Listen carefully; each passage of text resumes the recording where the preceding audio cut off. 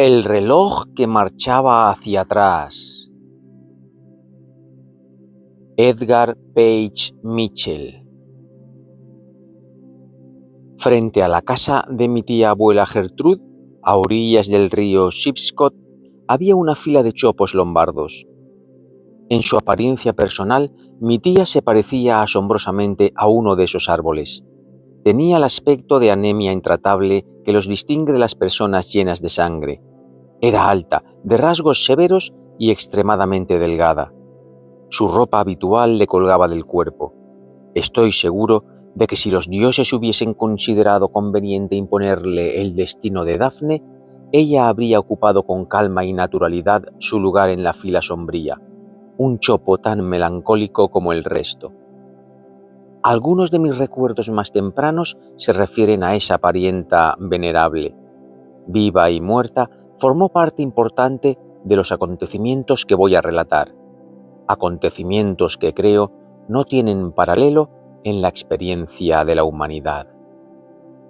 Durante nuestras visitas periódicas a la tía Gertrude en Maine, mi primo Harry y yo solíamos elucubrar sobre su edad. ¿Tenía 60 años o 6 ventenas? Carecíamos de información precisa. Podría haber tenido cualquier edad. La vieja dama estaba rodeada de antigüedades. Parecía vivir por completo en el pasado. En su breve media hora de comunicación, tomando la segunda taza de té, o en la piazza donde los chopos proyectaban sombras delgadas directamente al este, nos solía contar historias de sus supuestos antepasados. Digo supuestos porque nunca creímos por completo que tuviese antepasados. Una genealogía es un elemento estúpido. Aquí está la de mi tía Gertrude reducida a la mínima expresión. Su tatarabuela, 1599-1642, era una mujer holandesa casada con un refugiado puritano y que fue desde Leiden hasta Plymouth en el barco Anne el año de nuestro Señor, 1632. Esta madre peregrina tuvo una hija, la bisabuela de la tía Gertrude, 1640-1718. Llegó al distrito oriental de Massachusetts a principios del siglo pasado y se la llevaron los indios en las guerras Penobscot. Su hija, 1680-1776, vivió para ver las colinas libres e independientes y contribuyó a la población de la naciente república con no menos de 19 hijos fornidos e hijas hogareñas. Una de estas últimas, 1735-1802, se casó y marchó con un capitán de Wiscasset que se dedicaba al comercio con las Indias occidentales. Sufrió 2 naufragios, uno en lo que es ahora la isla Seguin y el otro en San Salvador.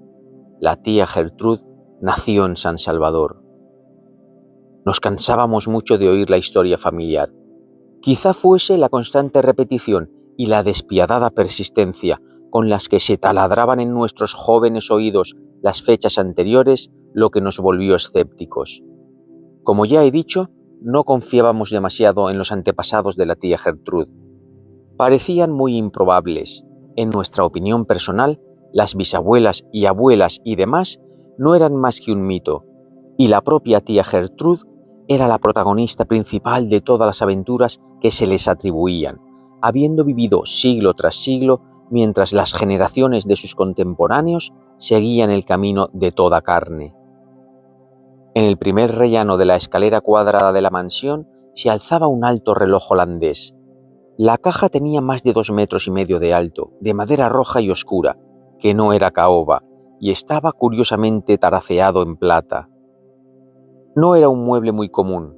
Hace unos 100 años floreció en la ciudad de Brunswick un relojero llamado Cary, un artesano trabajador y hábil. Muy pocas cosas de buena familia de esta parte de la costa carecían de un reloj de Cary, pero el reloj de la tía Gertrude había señalado las horas y los minutos de 2 siglos antes del nacimiento del artesano de Brunswick.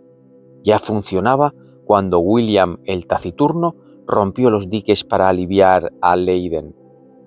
El nombre del fabricante, Jan Lipperdam, y la fecha, 1572, seguían siendo legibles en anchas letras negras y cifras que atravesaban la esfera. Las obras maestras de Cary eran plebeyas y recientes comparadas con este antiguo aristócrata. La alegre luna holandesa, creada para mostrar las fases sobre un paisaje de molinos y pólderes, estaba exquisitamente pintada. Una mano habilidosa había tallado el adusto adorno en lo alto, una cabeza de la muerte atravesada por una espada de doble filo. Como todos los relojes del siglo XVI, no tenía péndulo.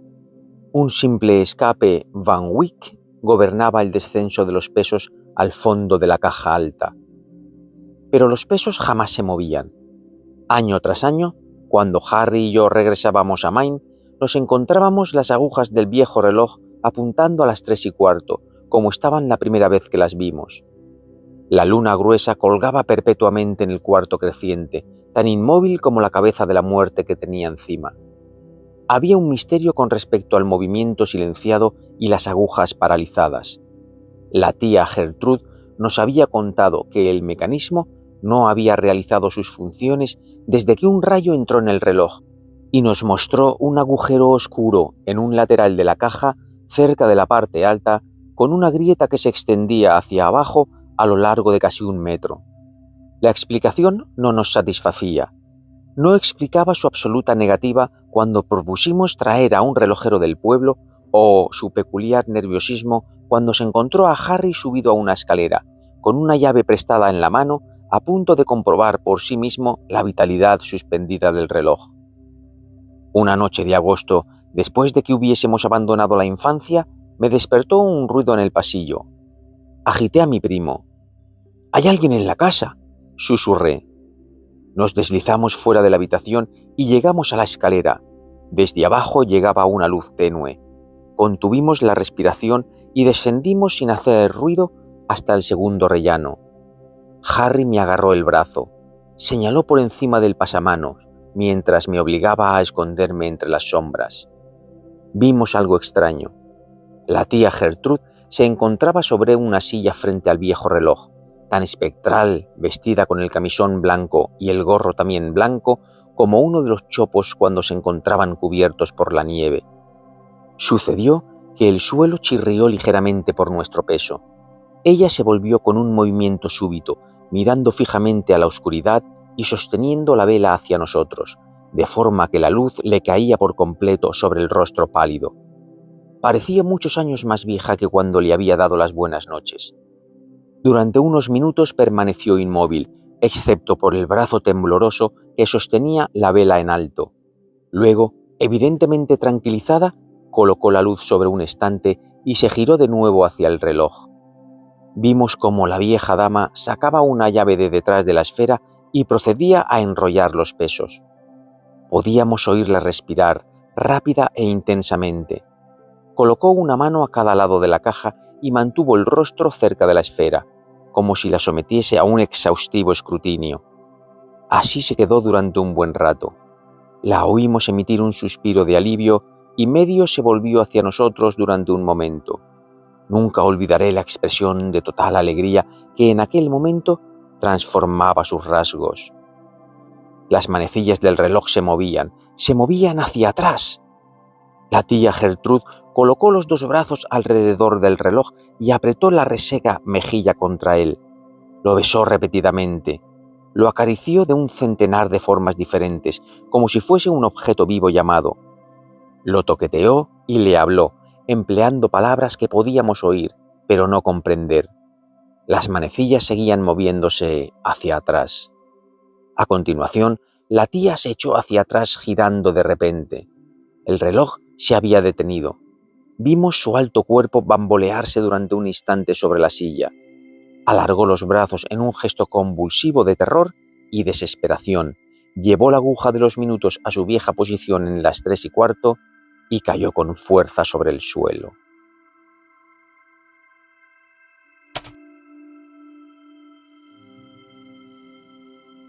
El testamento de la tía Gertrude me dejaba sus acciones de banco y gas, propiedades, bonos de ferrocarril y demás, y le dejó a Harry el reloj.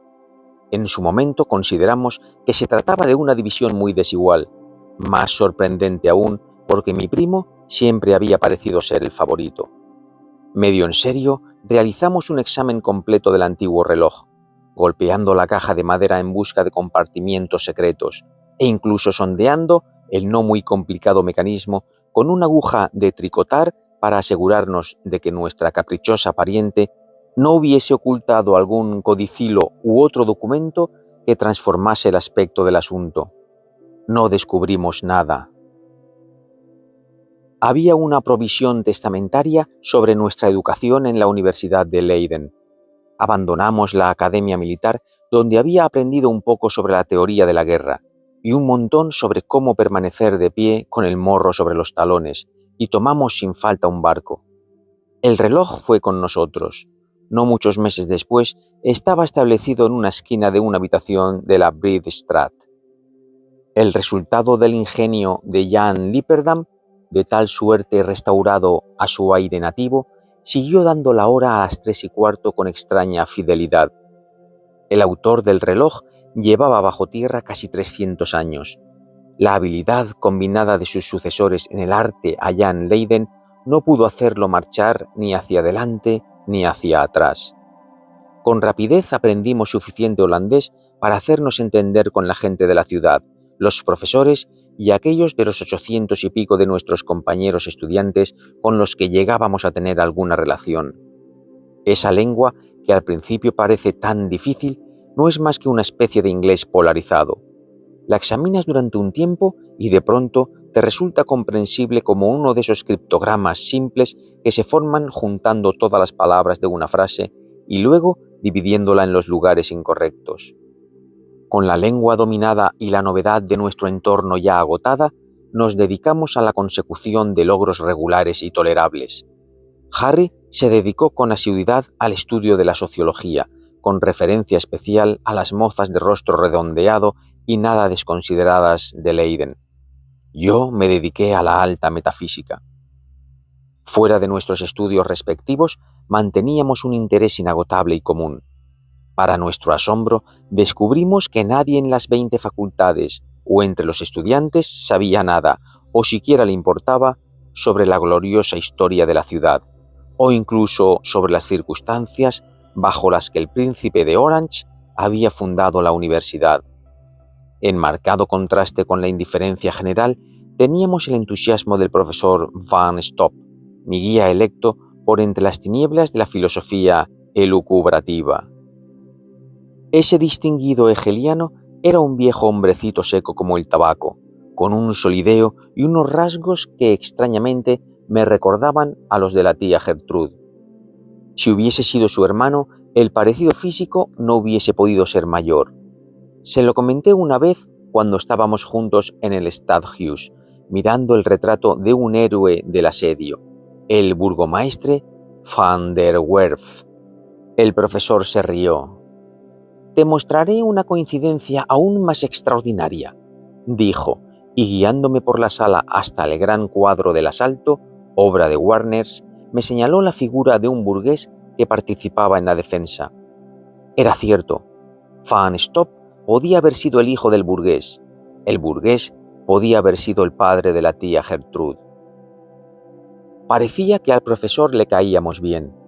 A menudo íbamos a sus habitaciones en una vieja casa de la Rappeburg Straat, una de las pocas casas que quedaban anteriores a 1574. Paseaba con nosotros por entre los hermosos suburbios de la ciudad, atravesando caminos rectos alineados con chopos que en nuestras mentes nos retraían a Schipskot.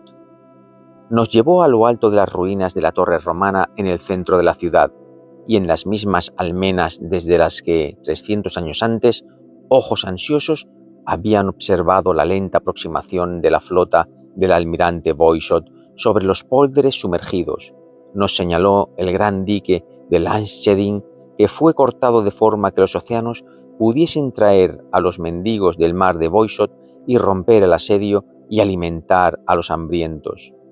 Nos mostró el cuartel general del español Valdez en Leiderdorp y nos contó cómo el cielo envió un violento viento del noroeste la noche del 1 de octubre, haciendo que las aguas fuesen profundas allí donde habían sido poco profundas, y barriendo la flota entre Zoeterwood y Zwieten, hasta los mismos muros del fuerte Lamen, el último punto fuerte de los sitiadores y el último obstáculo en el camino de socorro para los habitantes hambrientos.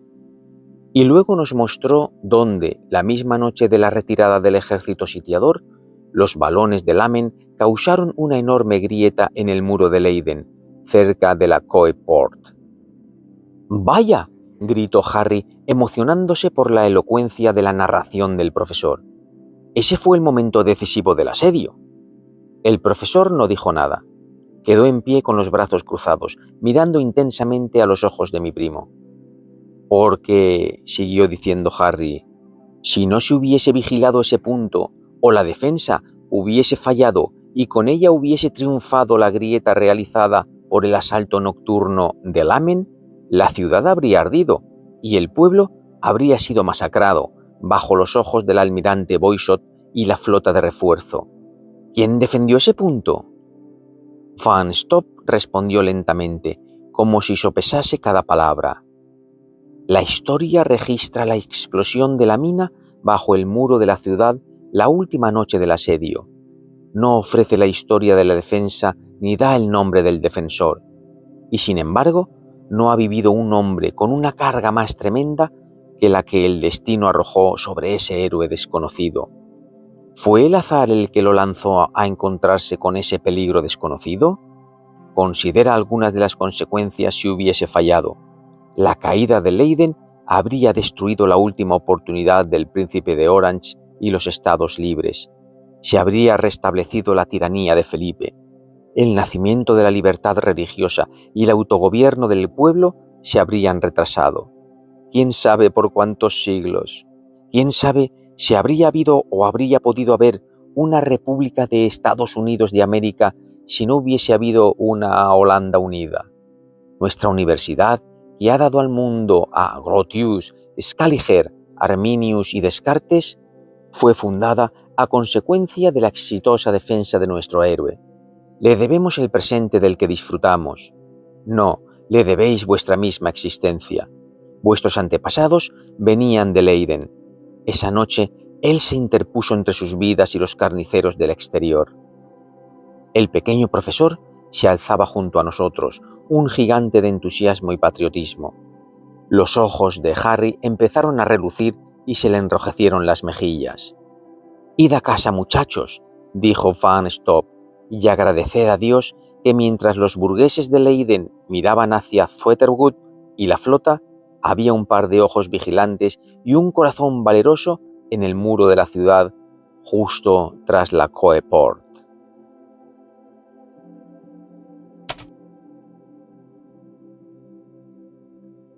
La lluvia golpeaba las ventanas una noche de otoño de nuestro tercer año en Leiden, cuando el profesor Van Stop nos hizo el honor de una visita a la Breede Straat. Nunca le habíamos visto de tal humor. Hablaba incesantemente.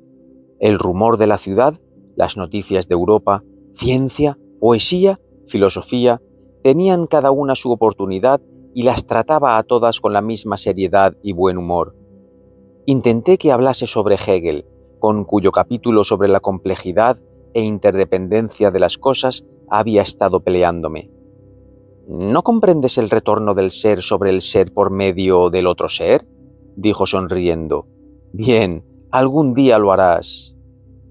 Harry permanecía en silencio y preocupado. Su estado taciturno afectó gradualmente incluso al profesor. La conversación murió y nos quedamos sentados durante un buen rato sin decir palabra. De vez en cuando se producía el destello de un rayo seguido de un trueno distante. «Vuestro reloj no anda», comentó de pronto el profesor. «¿Funciona alguna vez?» «No desde que podemos recordar», contesté. «Es decir, solo una vez, y en ese caso hacia atrás. Fue cuando la tía Gertrude...». En ese momento observé una mirada de amonestación por parte de Harry. Reí y tartamudeé. «Es un reloj viejo e inútil. No se le puede hacer funcionar». «¿Solo hacia atrás?», dijo el profesor con calma y aparentemente sin haberse dado cuenta de mi vergüenza. «Bien, ¿y por qué no iba a andar hacia atrás un reloj? ¿Por qué no iba el tiempo mismo a dar la vuelta y retroceder sobre su curso?». Parecía estar esperando una respuesta. Yo no la tenía. Pensaba que eras lo suficientemente hegeliano, siguió diciendo, como para admitir que toda condición incluye su contraria. El tiempo es una condición, no un esencial. Visto desde el absoluto, la secuencia según la cual el futuro sigue al presente y el presente al pasado es puramente arbitraria. Ayer, hoy, mañana. No hay razón en la naturaleza de las cosas que impida que el orden sea mañana, hoy, ayer. El preciso repique de un trueno interrumpió las elucubraciones del profesor. El día lo forma la revolución del planeta sobre su eje de oeste a este. Imagino que puedes concebir condiciones bajo las que podría girar de este a oeste, desengranando, digamos, las revoluciones de eras pasadas. No es mucho más difícil imaginar al tiempo deshaciéndose a sí mismo. El tiempo en el reflujo en lugar de en el flujo. El pasado desarrollándose a medida que se aleja el futuro. Los siglos dando marcha atrás. El curso de los acontecimientos procediendo hacia el comienzo y no como ahora hacia el final. Pero, propuse, sabemos que en lo que respecta... Lo sabemos, exclamó Van Stop con creciente desprecio. Tu inteligencia no tiene alas. Sigue el camino de Comte y su camada viscosa de insectos. Hablas con asombrosa seguridad sobre tu posición en el universo. Pareces creer que tu desafortunada individualidad está firmemente anclada en lo absoluto. Sin embargo, esta noche irás a la cama y en tus sueños dotarás de existencia a hombres, mujeres, niños, bestias del pasado y del futuro. ¿Cómo sabes si en este momento tú mismo, con todas tus ideas del siglo XIX, no eres más que una criatura de un sueño del futuro, soñada, digamos, por algún filósofo del siglo XVI? ¿Cómo sabes que no eres más que una criatura de un sueño del pasado, soñada por algún hegeliano del siglo XXVI? ¿Cómo sabes, muchacho, que no te desvanecerás en el siglo XVI o en el 2060, en el momento en que el durmiente despierte? No había respuesta posible, porque era pura metafísica. Harry bostezó. Yo me levanté y me acerqué a la ventana. El profesor Van Stop se acercó al reloj. «¡Ay, mis niños!», dijo. «No hay una progresión fija en los acontecimientos humanos. El pasado, el presente y el futuro están entretejidos en una única red inextricable. ¿Quién podría afirmar que este reloj no tiene derecho a marchar hacia atrás?» Un trueno agitó la casa. Teníamos la tormenta sobre nuestras cabezas. Cuando el resplandor cegador hubo pasado, el profesor Van Stop estaba de pie subido a una silla frente al reloj. Su rostro se parecía más que nunca al de tía Gertrude. Se encontraba en la misma posición que ella en aquel último cuarto de hora cuando le vimos dar cuerda al reloj. La misma idea se nos ocurrió a Harry y a mí. «¡Aguarde!», gritamos al ver que comenzaba a dar cuerda al reloj. «¿Podría significar la muerte si...?» Los rasgos cetrinos del profesor relucían con el mismo extraño entusiasmo que había poseído tía Gertrude. «Cierto», dijo, «podría significar la muerte, pero podría ser el despertar. Pasado, presente, futuro, todo entretejido. La lanzadera se balancea de un lado a otro, hacia adelante y hacia atrás». Había dado cuerda al reloj. Las manecillas giraban alrededor de la esfera de derecha a izquierda con inconcebible rapidez. Nosotros mismos parecimos quedar atrapados en el giro. Las eternidades parecían contraerse en minutos mientras vidas enteras se consumían con cada segundo. Van Stop, con ambos brazos extendidos, se tambaleaba en la silla. La casa se agitó de nuevo bajo un tremendo trueno. Al mismo instante, una bola de fuego, dejando una estela de vapor sulfuroso y llenando la habitación de luz cegadora, pasó sobre nuestras cabezas y golpeó el reloj. Van Stop estaba postrado. Las manecillas habían dejado de moverse.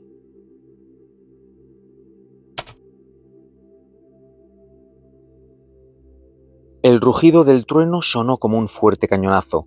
La luz del destello apareció como la luz firme de una conflagración. Con nuestras manos sobre los ojos, Harry y yo corrimos hacia la noche. Bajo un cielo rojo, la gente corría apresuradamente hacia el Stadius. Las llamas en dirección hacia la torre romana nos indicaron que el corazón de la ciudad estaba ardiendo. Los rostros de los que vimos estaban cansados y demacrados. De todas partes escuchábamos frases de queja y desesperación. «Carne de caballo a 10 chelines la libra», dijo una, «y pan a 16 chelines». «En efecto, pan», respondió una anciana. «Ya han pasado 8 semanas desde la última vez que tomé un mendrugo. Mi nietecito, el tullido, murió anoche». «¿Sabes lo que hizo Hec Betche, la lavandera? Se moría de hambre, se le murió el bebé y ella y su hombre...». Un cañonazo aún más intenso interrumpió esa revelación. Vagamos en dirección a la ciudadela de la ciudad, dejando atrás a algunos soldados aquí y allá y a muchos burgueses con rostros sombríos bajo los sombreros de fieltro y alas anchas. Hay pan de sobra allí donde está la pólvora, y también el perdón total. Esta mañana, sobre los muros, Valdez proclamó otra amnistía. Una muchedumbre ilusionada rodeó de inmediato al que hablaba. «¿Pero la flota?», gritaban. «La flota está atascada en el polder de Greenway. Boyshot puede volver su único ojo hacia el mar, esperando el viento hasta que el hambre y la peste se hayan llevado al último hijo de las madres, y su arca no se encontrará ni a una cuerda más cerca. Muerte por la plaga, muerte por el hambre, muerte por el fuego y los mosquetes. Eso es lo que nos ofrece el burgomaestre a cambio de la gloria para sí mismo y el reino para Orange. Nos pidió, dijo un ciudadano enérgico, aguantar solo 24 horas más y rogar que llegue el viento del océano. «Ah, sí», respondió con cara de desprecio el primer interlocutor. «Seguid rezando, hay pan más que suficiente encerrado en el sótano de Pieter Adriansson van der Berg. Os garantizo que es eso lo que le dota de un estómago tan maravilloso para resistir al muy católico rey». Una joven de pelo dorado en trenzas atravesó la multitud y se enfrentó al descontento. «Buena gente», dijo la muchacha, «no le escuchéis. Es un traidor con corazón español. Soy la hija de Pieter. No tenemos pan. Comimos tortas de malta y semillas de colza como el resto de vosotros hasta que se nos terminaron. Después arrancamos las hojas verdes de los limoneros y sauces del jardín y las comimos. Incluso hemos comido los cardos y hierbajos que crecen entre las piedras junto al canal. El cobarde miente». Sin embargo, la insinuación causó su efecto. La muchedumbre, ahora convertida en masa humana, salió en dirección a la casa del burgomaestre. Un rufián levantó la mano para apartar a la muchacha de un golpe. En un parpadeo, el canalla se encontraba a los pies de sus camaradas, y Harry, jadeando y sudoroso, se encontraba junto a la muchacha, gritando desafíos en buen inglés a las espaldas de la multitud en retirada. Con total franqueza, la muchacha pasó ambos brazos alrededor del cuello de Harry y le besó. «Gracias», dijo. «Eres mi salvador. Mi nombre es Gertrude van der Berg». Harry luchaba contra su vocabulario en busca de la frase holandesa correcta, pero la muchacha no se quedó para recibir cumplidos. «Quieren hacer daño a mi padre», dijo, y nos llevó corriendo por entre varias calles estrechas hasta llegar a una plaza de mercado de 3 esquinas dominada por una iglesia con 2 agujas. «Ahí está», exclamó, «a los pies de San Pancras». Había un tumulto en el mercado. La conflagración más allá de la iglesia y las voces de los cañones españoles y balones más allá de los muros eran menos agresivas que el rugido de esa multitud de hombres desesperados que reclamaban el pan que una simple palabra de los labios de su líder les concedería. «¡Rendíos al rey!», gritaban, «o enviaremos nuestros cuerpos muertos al Amen como prueba de la sumisión de Leiden». Un hombre alto, más alto por media cabeza que cualquier burgués que se le enfrentaba y de piel tan oscura que nos preguntábamos cómo podía ser el padre de Gertrude, escuchó la amenaza en silencio. Cuando el burgomaestre habló, la muchedumbre le escuchó a pesar de todo. «¿Qué me pedís, amigos? ¿Que rompamos nuestro juramento y que rindamos Leiden a los españoles? Eso es ofrecernos a un destino mucho más horrible que el hambre. Debo mantener el juramento. Matadme si lo deseáis. Solo puedo morir una vez. ya sea bajo vuestras manos, o las del enemigo, o la mano de Dios. Muramos de hambre, si es lo que debemos hacer, dando la bienvenida al hambre, porque llega antes que el deshonor. Vuestras amenazas no me hacen actuar, mi vida está a vuestra disposición. Tomad mi espada, clavádmela en el pecho y dividid mi carne entre todos para calmar vuestra hambre. Mientras yo siga vivo, no esperéis la rendición. Se volvió a producir el silencio mientras la multitud flaqueaba. A continuación, se oyeron murmullos a nuestro alrededor. Por encima de ellos se escuchó la voz clara de la muchacha cuya mano Harry seguía sosteniendo innecesariamente, me parecía a mí. ¿No sentís el viento del mar? Ha llegado al fin, a la torre, y el primer hombre que llegue verá bajo la luz de la luna las velas henchidas de las naves del príncipe. Durante varias horas recorrí las calles de la ciudad buscando en vano a mi primo y a su acompañante. El súbito movimiento de la multitud hacia la torre romana nos había separado. Por todas partes vi muestras del terrible castigo que había llevado a esa gente de corazón fuerte al borde de la desesperación. Un hombre con ojos hambrientos perseguía una rata delgada por el borde del canal. Una madre joven, con 2 bebés muertos en brazos, estaba sentada en una entrada por la que pasaban los cuerpos de su marido y su padre recién muertos en las murallas. En medio de una calle desierta me crucé con los cadáveres a la intemperie en un montón 2 veces más alto que mi cabeza. La pestilencia había llegado más misericordiosa que los españoles, porque no ofrecía promesas traicioneras mientras golpeaba. Cerca de la mañana el viento se convirtió en un vendaval. En Leiden no se dormía, ya no se hablaba de rendición, ya nadie pensaba o se ocupaba de las defensas. Estas palabras salían de los labios de todos los que me encontraba. «La luz del día traerá a la flota». ¿La luz del día trajo a la flota? La historia dice que sí, pero yo no fui testigo de ello. Solo sé que antes del amanecer el vendaval se convirtió en una violenta tormenta y que al mismo tiempo una explosión apagada, más intensa que un trueno, agitó la ciudad. Yo me encontraba entre la multitud, que desde el montículo romano buscaba señales del alivio próximo. El impacto borró la esperanza de todos los rostros. «¡Su mina ha llegado hasta la muralla!» «¿Pero dónde?» Me adelanté hasta encontrar al burgomaestre, que se encontraba de pie entre el resto. «¡Rápido!», susurré. «Está más allá de la Coed Port y a este lado de la Torre Borgoña». Me miró con ojos inquisitivos y luego se puso en marcha, sin realizar ningún intento para apaciguar el pánico general. Yo le seguí de cerca. Fue una carrera de casi media milla hasta la muralla en cuestión. Cuando llegamos a la Coppert, esto fue lo que vimos. Una gran abertura, donde había estado la muralla, abriéndose a los campos pantanosos del otro lado.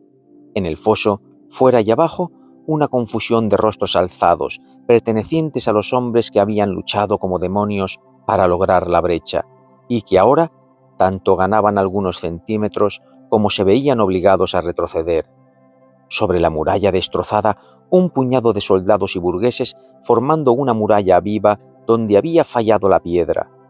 Quizás un puñado doble de mujeres y niñas sirviendo piedras a los defensores e hirviendo agua en cubos, junto con brea, aceite y cal apagada, y algunas de ellas tejiendo lazos alquitranados y ardientes alrededor de los cuellos de los españoles en el foso.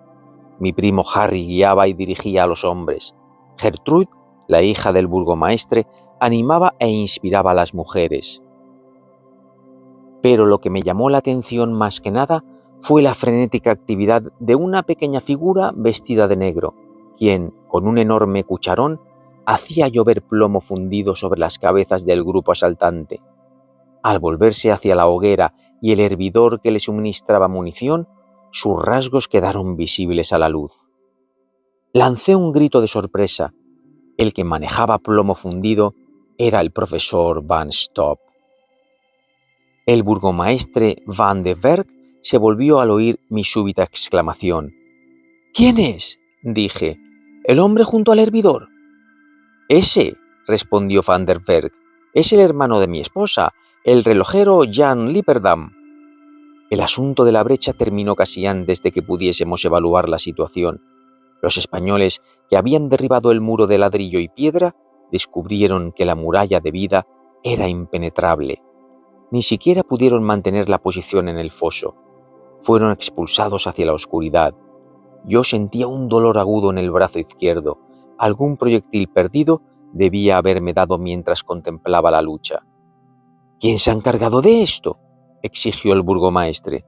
¿Quién ha mantenido la vigilancia hoy mientras el resto de nosotros dirigíamos ojos idiotas hacia el mañana?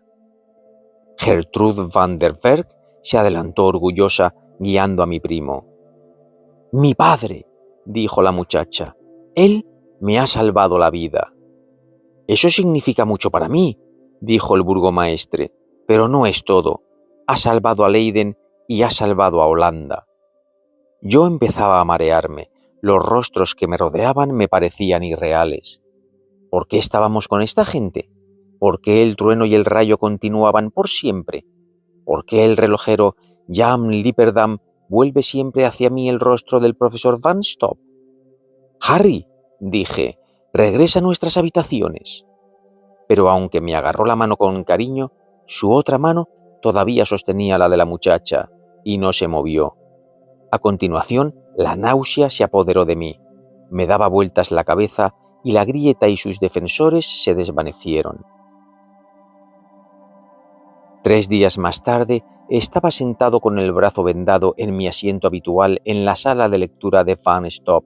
El sitio junto a mí estaba vacío. «Hablamos mucho», dijo el profesor hegeliano, leyendo de un cuaderno con su habitual tono apresurado y seco, «de la influencia del siglo XVI sobre el XIX. Ningún filósofo, por lo que sé, ha estudiado la influencia del siglo XIX sobre el XVI. Si la causa produce el efecto nunca induce la causa. Las leyes de la herencia, al contrario que todas las otras leyes de este universo de mente y materia, actúan exclusivamente en una dirección. El descendiente lo debe todo a los antepasados y los antepasados nada al descendiente. El destino, que puede apoderarse de nuestra existencia y por sus propios frutos nos arrastra al lejano futuro, ¿nunca nos lleva al pasado?» Regresé a mis habitaciones en la Brede Straat, donde mi único compañero era el reloj silencioso.